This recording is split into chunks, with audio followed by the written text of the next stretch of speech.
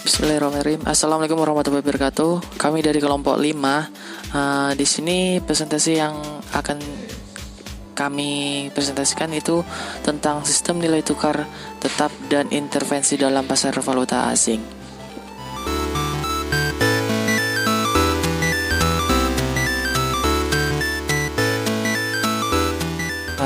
Pertama kita pahami dengan nilai tukar. Pengertian nilai tukar atau nilai tukar mata uang yang sering disebut dengan kurs adalah harga satu unit mata uang asing dalam mata uang domestik. Nilai valuta asing terhadap rupiah. Di sini contohnya itu ada NTUSD per IDR itu sama dengan dolar Amerika yang diperlukan untuk membeli satuan rupiah. NT-Yen per IDR itu yen yang diperlukan untuk membeli satuan rupiah.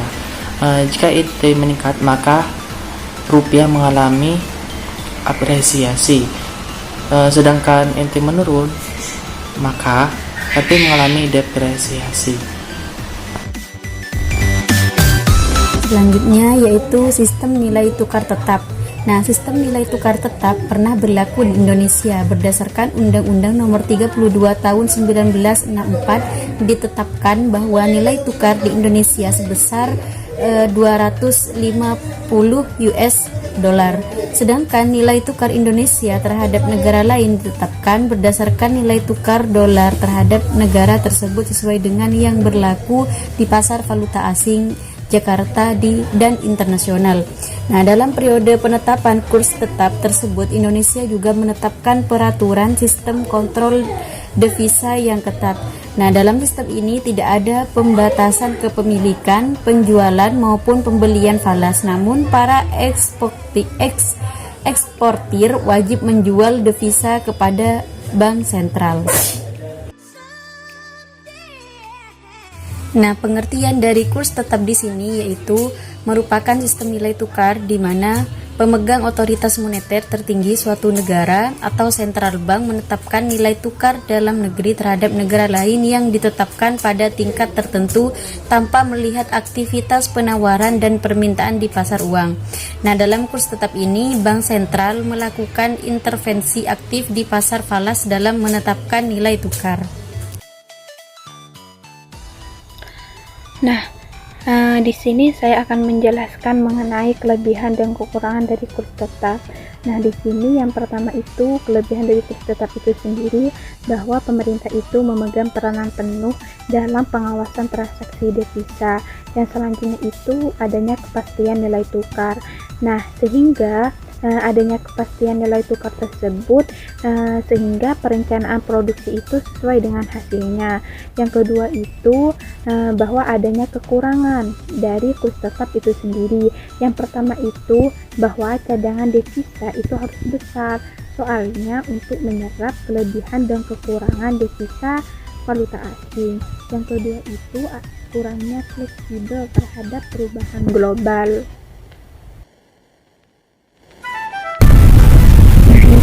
Itu ada beberapa faktor yang mempengaruhi nilai tukar. Nah, di sini ada 3 faktor utama yang mempengaruhi permintaan falas. Yang pertama itu faktor pembayaran impor, yang kedua itu faktor aliran modal keluar, yang ketiga itu adanya spekulasi. Nah, selanjutnya ada juga penawaran falas dipengaruhi oleh beberapa hal. Yang pertama itu ada faktor penerimaan hasil ekspor, yang kedua itu faktor aliran modal. Berikutnya adalah pasar valuta asing. Pasar valuta asing adalah tempat pertukaran mata uang suatu negara dengan negara lain yang melibatkan pasar uang seluruh dunia yang berlangsung selama 24 jam secara berkesinambungan. Pelaku ekonomi dalam pasar valuta asing yang pertama yaitu dealer. Dealer merupakan pihak yang menentukan tingkat persediaan pada mata uang tertentu. Yang kedua adalah perusahaan dan individu, yang merupakan pihak swasta yang terlibat dalam transaksi falas. Yang ketiga, spekulator dan arbitrator. Spekulator dan arbitrator merupakan pihak ketiga dalam suatu perundingan dan kesepakatan yang menspekulasi nilai mata uang tertentu untuk memperoleh keuntungan dengan menggunakan perbedaan harga. Yang berikutnya adalah bank sentral, yaitu yang berperan sebagai pengontrol pasar. Oke, di sini saya akan membahas jenis-jenis transaksi yang berada di pasar valuta asing. Yang ada 3 jenis transaksi. Yang pertama itu adalah transaksi spot atau transaksi tunai. Kemudian yang kedua itu adalah transaksi forward transaction atau transaksi tunggak. Yang ketiga itu adalah transaksi barter atau swap transaction. Kita akan bahas yang pertama, yaitu transaksi spot dulu. Dalam transaksi spot ini adalah jual beli mata uang dengan penyerahan dan pembayaran antar bank, di mana yang akan diselesaikan pada 2 hari kerja. Tetapi di sini transaksi spot itu ada memiliki jenis lagi. Yang pertama itu jenisnya itu ada value today, value tomorrow, dan value spot. Saya akan bahas yang pertama, value today, di mana penyerahan dilakukan pada hari yang sama dengan hari dilakukan transaksi. Penyerahan itu sering disebut dengan cash settlement. Sebagai contoh ini, transaksi dilakukan pada tanggal 1 April, maka penyerahannya juga dilakukan pada hari tersebut, berarti secara langsung itu. Kemudian yang kedua yaitu value tomorrow. Dalam definisi sendiri, value tomorrow ini adalah penyerahan yang dilakukan pada hari kerja berikutnya atau disebut dengan one day settlement. Sebagai contoh, kamu minjam uang atau minjam di valuta asing itu transaksinya itu pada tanggal 1 April. Kemudian maka kamu akan membalikannya atau menyerahkan itu pada besok harinya atau pada tanggal 2 Aprilnya. Kemudian jenis value spot yang ketiga adalah value spot sendiri, yaitu penyerahan yang dilakukan 2 hari kerja setelah transaksi. Jenis seperti contoh, Budi atau Dino itu melakukan transaksi pada tanggal 4 April, maka penyerahannya dilakukan pada tanggal 4 2 hari transaksi, berarti 4, berarti penyerahannya itu tanggal 6. Kemudian setelah value spot, terus kemudian ada transaksi tunggak atau forward transaksi. Berbeda penyerahan antara transaksi spot dengan transaksi forward. Di sini transaksi forward itu bisa disebut dengan forward contract atau penyerahan dalam beberapa hari mendatang, baik secara mingguan ataupun bulanan. Di sini transaksi tunggak atau forward transaksi ini bisa dibilang itu transaksi berjangka. Jadi pembayarannya atau kontraknya itu sesuai dengan apa yang kita sepakati atau waktu mendatang sesuai dengan jangka waktunya, seperti itu.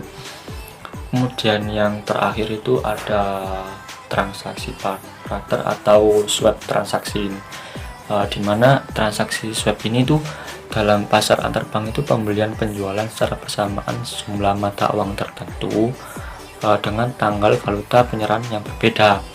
Yang dimaksud transaksi swap ini yaitu suatu kombinasi bagaimana antar pembeli dan penjual itu untuk 2 mata uang secara tunai, yang diikuti pembeli dan penjual kemudian mata uang yang sama secara tunai dan tunggak secara simultan dengan batas waktu yang berbeda. Jadi perbedaan antara barter, spot, dan forward itu yang mana transaksi spot dan forward itu hanya sekali saja, yaitu pada saat pembeli atau menjual. Sebagai contoh tadi yang saya jelaskan tadi, bahwa pada saat membeli uang dalam transaksi spot itu secara simultan boleh dijualkan kepada pihak lain secara forward contract, dari menjual, membeli, kemudian menjual lagi, membeli, menjual kembali. Berbeda dengan barter. Di sini barter itu untuk tujuannya itu untuk menjaga kemungkinan dari kerugian yang disebabkan oleh perubahan kursnya. Jadi itu tadi penjelasan tentang jenis-jenis transaksi yang ada di valuta asing.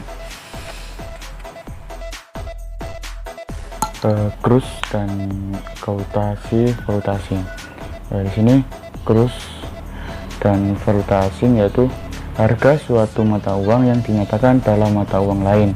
Sedangkan quotasi atau quotation falas merupakan pernyataan kesediaan melakukan transaksi jual beli falas pada suatu kurs yang diumumkan. Yang kedua, quotasi ini dapat dilakukan secara berlangsung atau direction quotation tidak langsung atau indirect quotation atau USD quotation. Dan intervensi dalam pasar valuta asing.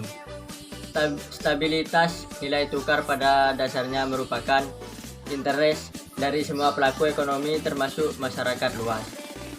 Sangat sulit untuk membeda-bedakan manfaat kestabilan nilai tukar pada masing-masing individu. Oleh karena itu, kestabilan nilai tukar analog dengan kestabilan sektor keuangan. Kegiatan intervensi Bank Indonesia.